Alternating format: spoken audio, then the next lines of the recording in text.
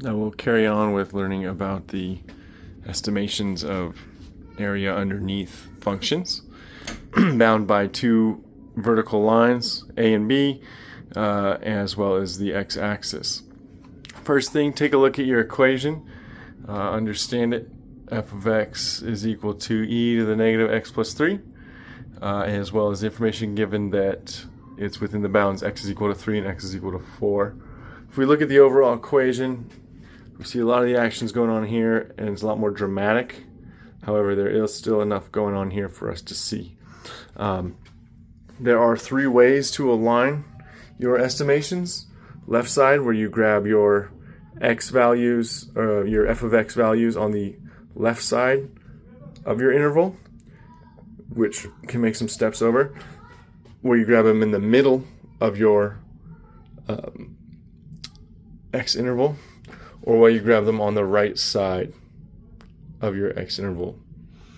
So what I like to do is think about the area that they've described in the problem. I'm going to kind of cut it in half so I have 2 points. I blew that up. I found out, okay, at 3, what is f of x? It's 1. I split it down the middle so I could do the middle types. 3.25, at 3.5, at 3.75, and at 4. I then took that, plugged it into a table, got all the values.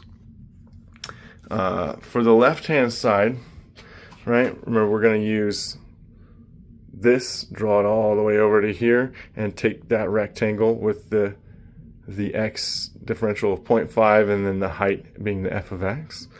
Okay, so 1 times 0.5 plus the height at 3.5, 0.60653 times 0.5, leaving us with 0.803265 as our area underneath. If we use the middle method, we're grabbing our values for f of x here at 3.25 and 3.75 for the intervals of 3.5 to 4 and 3 to 3.5. And that's going to leave us with 6.25583. And if we do it on the right side, we start with 0.653 lining all the way back here instead of 1 for that half interval, and then 36788 for this half interval, leaving us with 0.487205. So you'll see there's a large discrepancy between the methods. If a line is decreasing, the right-hand rule will give you a smaller value, and if it is decreasing with the left hand, it'll give you a higher value. Flip those. If the line's going up, left hand will give you a lower value, right hand will give you a higher value. Why? If you think the line's going like this and we got to get stuff on the right, numbers are going up to the right, we're going to have a higher volume based on the calculations we're doing. Thank you. Hello and welcome to my calculus tutorial. Today we will be taking the first and second derivatives of the function 5x to the third minus 6 divided by x squared.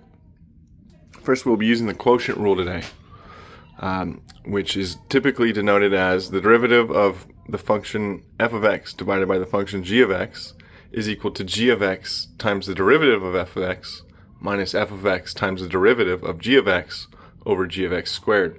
The way I like to refer to it, and a way that stuck out to me, is low d for derivative high, low d high minus high d low over low low is the same thing and a little bit easier for me to remember.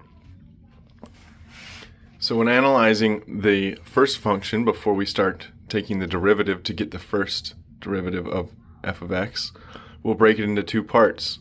We'll call it h of x, high, and L of x, low. So we have these identified.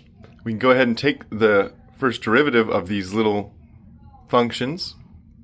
They'll be easier for us to plug into our quotient rule here in just a moment. So we break this down by taking the exponent of x, multiplying it by its constant, getting 15, subtracting 1 from the exponent, getting x squared. Drop the minus 6 because it is just a constant, and then x squared becomes 2x. Now let's plug it in. We have the low times the derivative of the high minus the high times the derivative of the low, all over the low squared. So then I've simplified it or done a little bit of math here.